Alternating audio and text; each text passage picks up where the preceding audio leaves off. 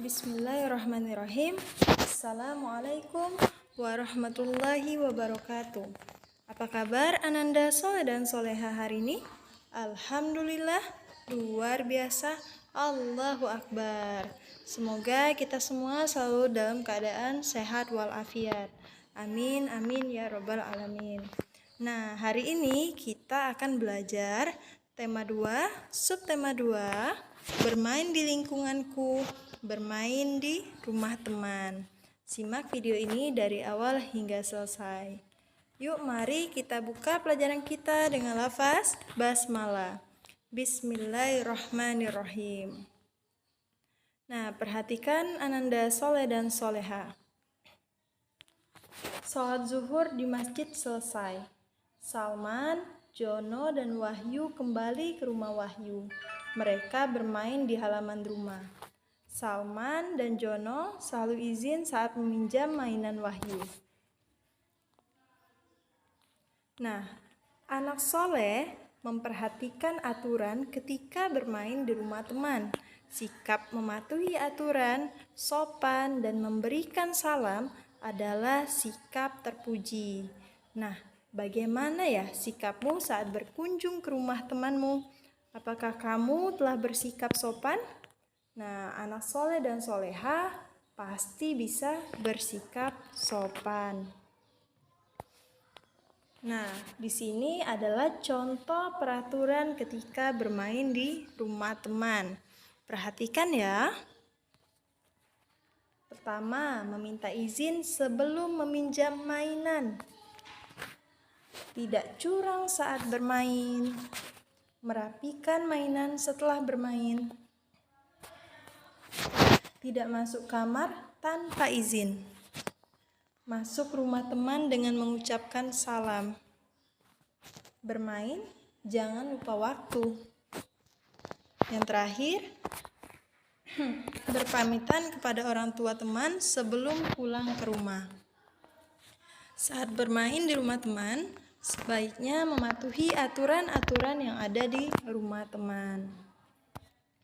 Nah, antum perhatikan di sini ada benda-benda di sekitar kita sangat beragam wujudnya. Warna, bentuk, ukuran, permukaan, dan kegunaannya. Setiap benda memiliki kegunaannya sendiri. Setiap benda dapat dimanfaatkan manusia untuk kehidupannya. Saat melihat banyak benda di sekitar kita, kita akan menemukan beragam benda.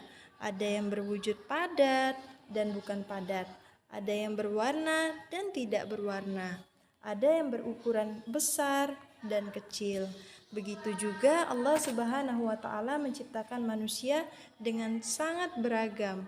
Ada yang tinggi badannya, ada yang berkulit putih, ada yang berhidung mancung. Semua adalah ciptaan Allah Subhanahu wa Ta'ala. Mari sama-sama kita ucapkan alhamdulillah atas nikmat kesempurnaan dari Allah Subhanahu wa Ta'ala. Mari kita tunjukkan rasa syukur kita dengan bersikap baik saat bermain dengan teman-teman.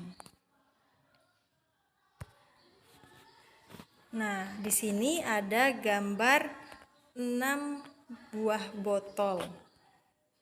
Nah, keesokan harinya Umi akan membantu Salman dan teman-teman memahami sifat benda cair dengan menggunakan air biasa.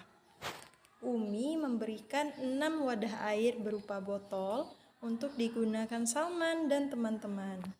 Umi memasukkan air ke botol pertama. Umi meminta Salman memindahkan air ke botol yang lainnya. Dari ke-6 percobaan ini ditemukan sebuah hasil bahwa salah satu sifat benda cair adalah bentuknya berubah mengikuti wadahnya. Bentuknya sesuai dengan wadah yang ditempatinya. Allah Subhanahu wa Ta'ala Maha Bijaksana telah mengajarkan bahwa hikmah salah satu sifat benda cair dalam berbahasa adalah kita harus menyesuaikan dengan siapa kita berbicara. Saat bermain ke rumah teman, Kita bertemu dengan orang tua teman kita. Anak soleh tahu cara menjaga adab terhadap orang tua. Bagaimana adab kita berbicara dengan orang tua? Nah, antum harus tahu. Tentunya harus dengan penuh sopan santun. Di sini ada sebuah gambar kipas angin. Nah, Masya Allah, sejuknya kalau di depan kipas angin. Ayo Jono, mengapa hawa di kamar ini terasa sejuk kalau ada kipas angin? Tanya Salman. Karena udaranya bergerak, walaupun tidak bisa kita lihat, jawab Jono. Benar, angin adalah udara yang bergerak. Semua udara berbentuk gas, kata Salman. Wah, Salman memang hebat, puji Jono sambil mengacungkan jempol. Salman mengucapkan Masya Allah. Nah, semua udara yang ada di sekitar kita berbentuk gas. Salah satu sifat gas adalah wujudnya tidak dapat dilihat.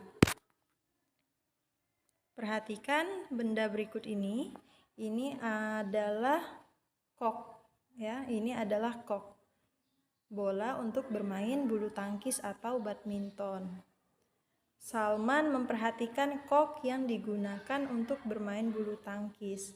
Bahan dasar kok adalah rangkaian bulu angsa yang disusun seperti kerucut terbuka dan ditutup dengan gabus setengah lingkaran. Bulu angsa dan gabus membuat kok sangat ringan. Tujuannya agar kok dapat melayang di udara saat dipukul raket bulu tangkis. Setiap benda memiliki bahan dasar yang berbeda-beda sesuai dengan kebutuhannya. Nah, Ananda Soleh dan Soleha, tahukah antum bahan dasar raket? Iya, besi anak ya, ada besi, ada jaring-jaringnya. Nah, kalau bahan dasar cermin, kaca. Nah, antum harus tahu bahan-bahan dasar dari sebuah benda. Kalau bahan dasar baju, kain ya nak ya. Nah, sebelumnya kita sudah belajar tentang angka 0 dan 1 yang spesial atau istimewa. Nah, diingatkan lagi bahwa angka berapapun jika dikalikan 0 maka hasilnya 0. Angka berapapun jika dikalikan 0 maka hasilnya 0. Perhatikan 1 kali 0 sama dengan 0. 0 kali 6 sama dengan 0. Semua angka yang dikalikan dengan 0 maka hasilnya adalah 0. Nah, untuk lebih jelasnya antum perhatikan penjelasan berikut ini. 5 dikali 0 artinya adalah 0 ditambah 0 ditambah 0 ditambah 0 ditambah 0. 5 dikali 0 artinya adalah 0-nya ditambahkan sebanyak 5 kali. Nah, tentu 0 ditambah 0 sampai 5 kali hasilnya akan tetap 0. Coba perhatikan contoh lainnya. 10 dikali 0 itu artinya adalah 0-nya ditambahkan sebanyak 10 kali. Ya nak ya? 0-nya ditambahkan sebanyak 10 kali. Hasilnya tentu saja 0 juga. Nah, antum perhatikan lagi, kemarin sudah dijelaskan sebelumnya bahwa angka berapapun jika dikalikan 1 maka hasilnya angka itu sendiri. Angka berapapun jika dikalikan 1 maka hasilnya angka itu sendiri. Nah, 3 kali 1 sama dengan 3, 1 kali 6 sama dengan 6. Semua atau berapapun angkanya jika dikalikan dengan 1 maka hasilnya adalah angka itu sendiri. Untuk lebih jelasnya, antum perhatikan penjelasan berikut ini. Contohnya adalah 5 dikali 1. 5 dikali 1 Itu artinya adalah satunya ditambahkan sebanyak 5 kali. Ya, satunya ditambahkan sebanyak 5 kali. Nah, 1 ditambah 1, ditambah 1, ditambah 1, ditambah 1. Hasilnya adalah 5 ya. Kemudian 10 dikali 1 itu artinya adalah satunya ditambahkan sebanyak 10 kali ya. Satunya ditambahkan sebanyak 10 kali. Ini namanya adalah penjumlahan ya nak ya. Jadi angka berapapun jika antum kalikan dengan angka 1 maka hasilnya adalah angka itu sendiri. 10 kali 1 hasilnya sama dengan 10. Mungkin hanya itu yang bisa dijelaskan untuk saat ini. Semoga antum memahami ya nak ya. Nah, kita tutup dulu pelajaran kita dengan lafaz hamdalah. Alhamdulillahirabbil alamin.